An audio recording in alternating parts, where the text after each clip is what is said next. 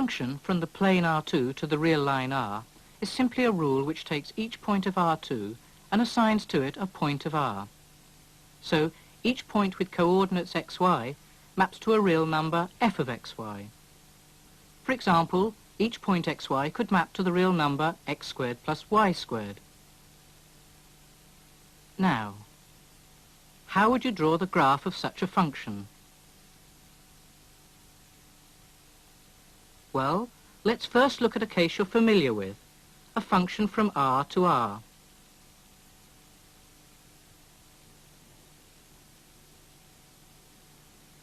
For example, when f of x equals x cubed minus x, the graph looks like this. That is, for each distance x from the origin, the height y is just the image value f of x. And we use the same idea for a function from R2 to R. We again use height for the codomain, but for the domain we have to use position. So instead of distance along a horizontal x-axis, we use position on a horizontal plane.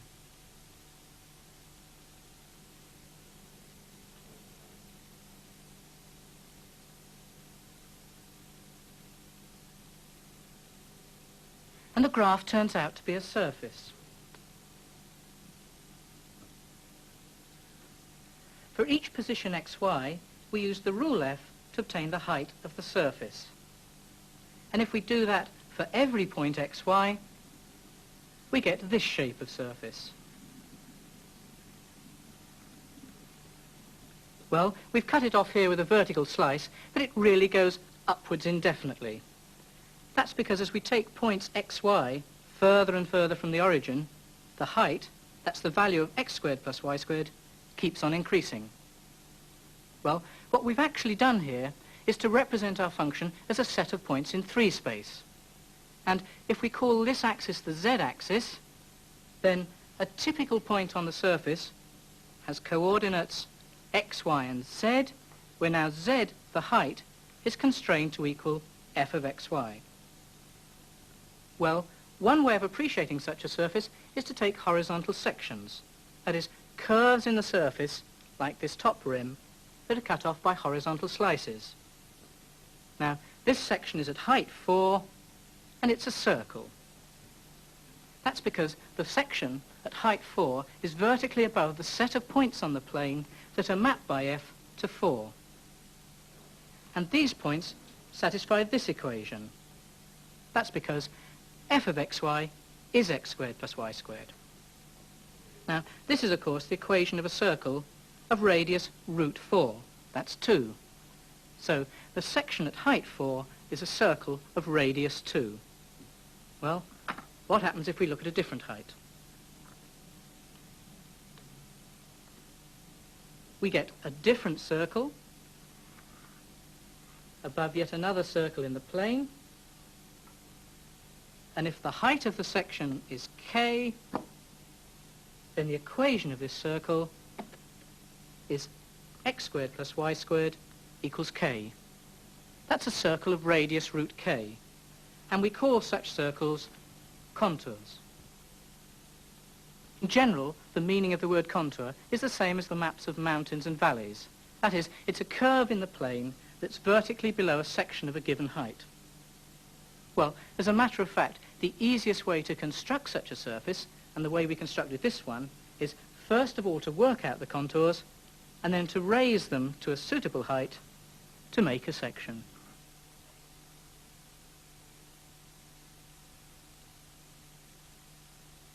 If we increase the value of k, the radius of the contour circle will increase, and so will the height of the section.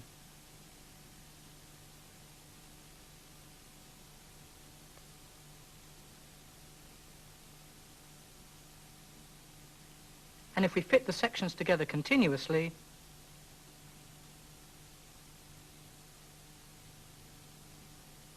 we obtain the surface representing our function.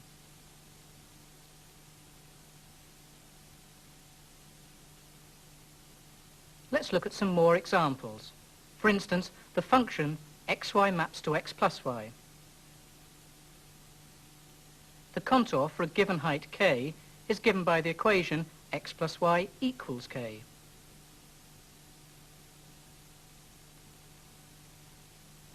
So this time, each contour is in fact a straight line at 45 degrees to the axes.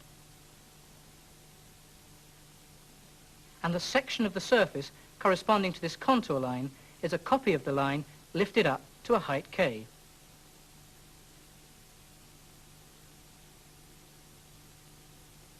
And if we vary the value of k, we'll get a family of parallel contour lines, and the height of the section will vary.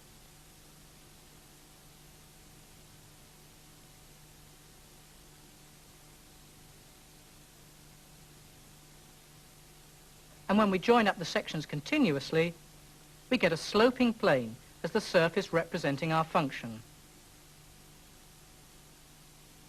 Well, what we've actually done is this.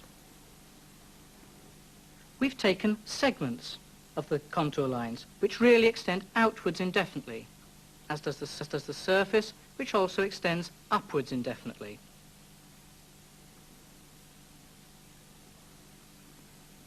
And here, these contour lines correspond to negative height. So the surface continues below the xy plane like this. Well, this function added the coordinates to give x plus y. So let's have a look at the function that multiplies coordinates.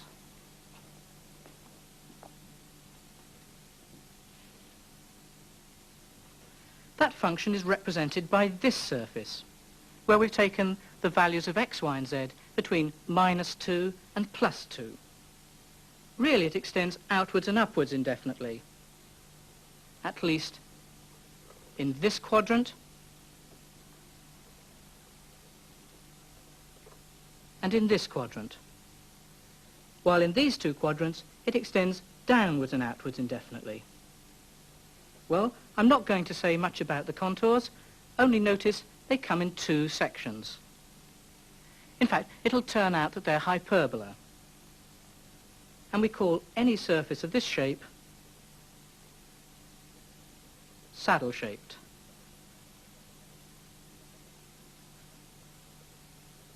Well, that's three examples of functions from R2 to R.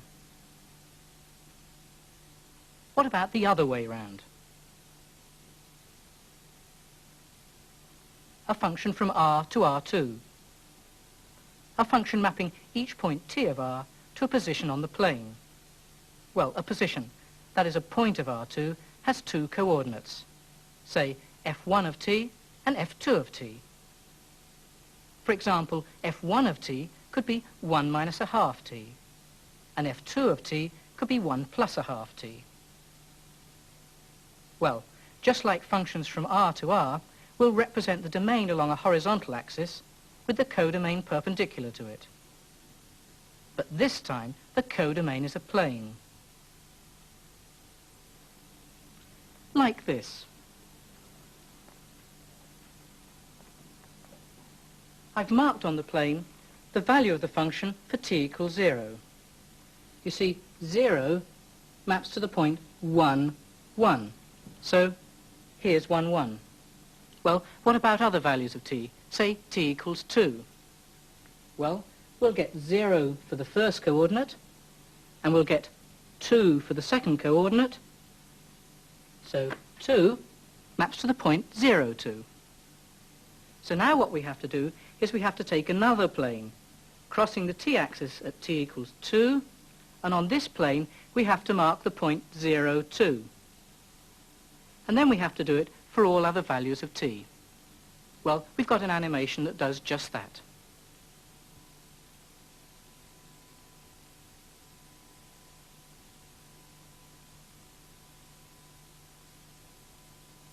For each value of t, the function specifies a position on a plane.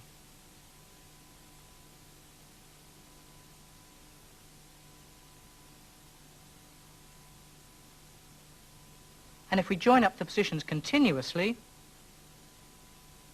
we get a curve in space. Well, in this particular case, the curve is a straight line extending indefinitely, though we've only shown the segment starting from t equals -4 and going to t equals +4. Well, in a moment, we'll be looking at a curve that really is curved. But first of all, let's look at this in rather more detail. Remember, a function gives a value f1 of t for the first coordinate and a value f2 of t for the second coordinate. So f1 and f2 are functions from R to R, and in this particular case, f1 maps t to 1 minus a half t. Well, we call these two functions the coordinate functions of f. Well, can we somehow use this representation and split it up to get pictures of the coordinate functions separately?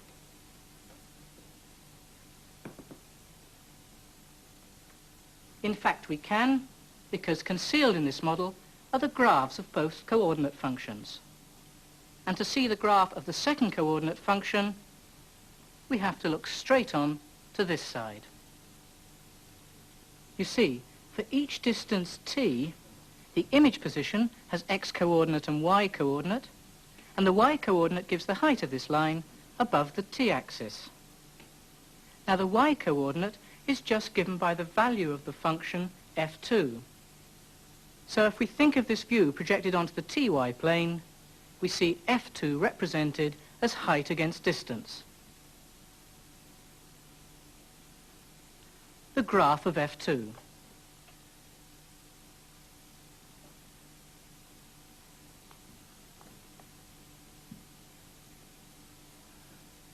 So that's f2. And if now I take this horizontal face and tilt it towards you like this, this view gives the graph of f1, since now the height of the line above the t-axis is given by the x-coordinate, and that's just the value of the function f1. So f1 is represented as height against distance.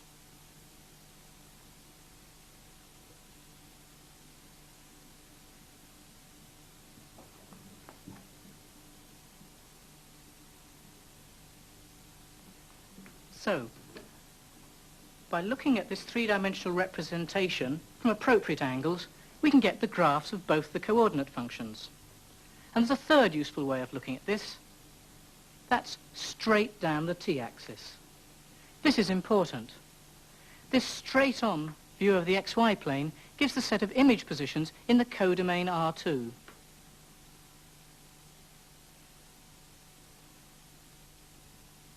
We call this set of image positions the path of the function.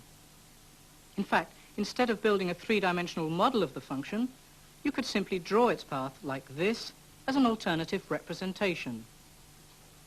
The only problem is you can't see pictorially which values of t map to which positions on the path.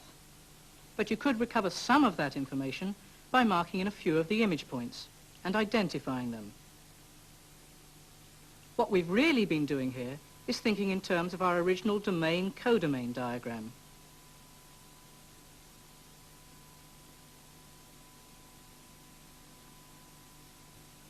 But it's actually quite common to represent the function just by its path, with a few positions identified. Let's now look at another example of a function from R to R2, this time starting from its path. A circular path of unit radius. Once again, to specify the function, we need to specify which values of t map to which points of the path. For example, let's take the function which maps the point 0 to the position 1, 0, and any point t to a position which is a distance t anti-clockwise along the path.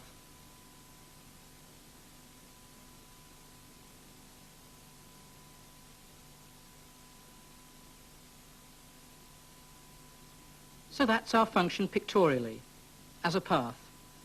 But what is it algebraically? That is, what are the coordinate functions f1 and f2 as expressions in t?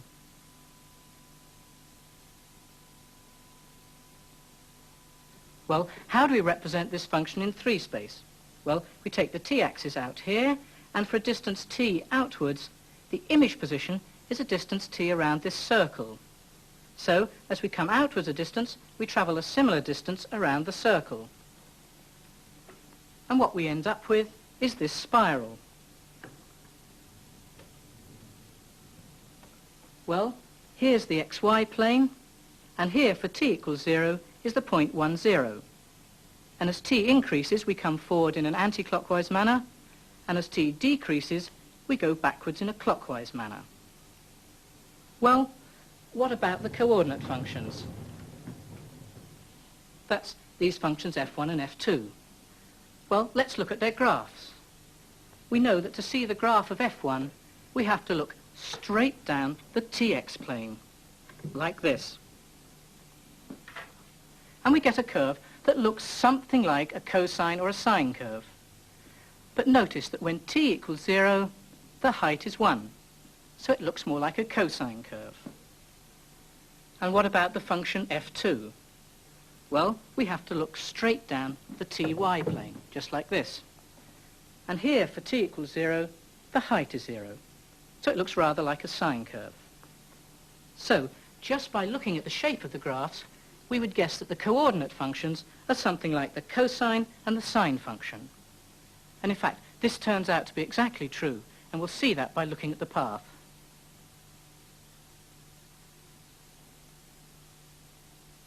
The image position f of t has x and y coordinates f1 of t and f2 of t.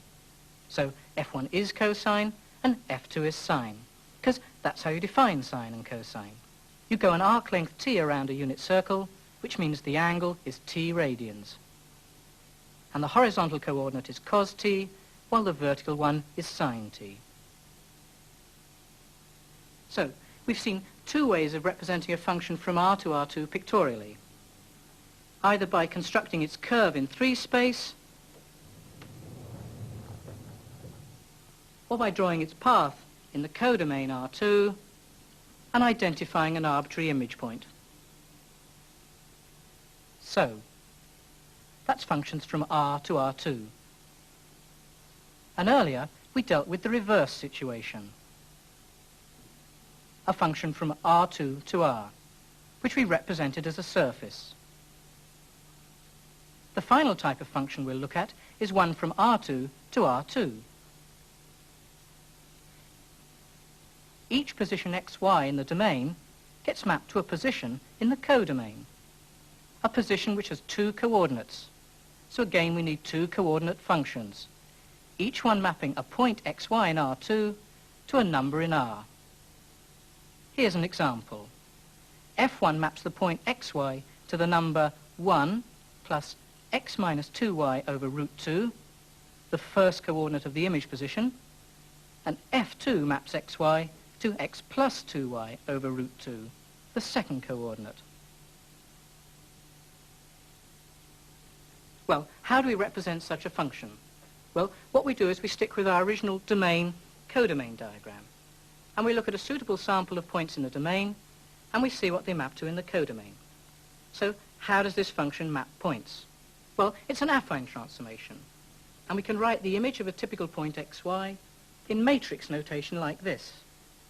It's a dilation in the y direction by a factor of 2, followed by a rotation through 45 degrees, that's this matrix divided by root 2, followed finally by a translation of 1 unit in the x direction. Now, what sample of points are we going to take? Well, we're going to take the points in this grid. So, first of all, we have to operate on them by a dilation of a factor 2 in the y direction. And what we get is this grid. So, first of all, the points in this grid go to this grid. Now, how about the rotation through 45 degrees? We have to move the grid. So here, and finally the translation through 1, we move the grid to here. So finally, the points of this grid are mapped to the points of this image grid. Well, this gives us a very good representation of the function, because we can find the images of intermediate points by looking at the intermediate points on the image grid. Well, that was an affine transformation, and it mapped straight lines to straight lines. But not all functions from R2 to R2 do that. For example, suppose f1 of xy is x squared minus y squared, and f2 of xy is 2x times y. It turns out that vertical and horizontal lines both map to parabolas.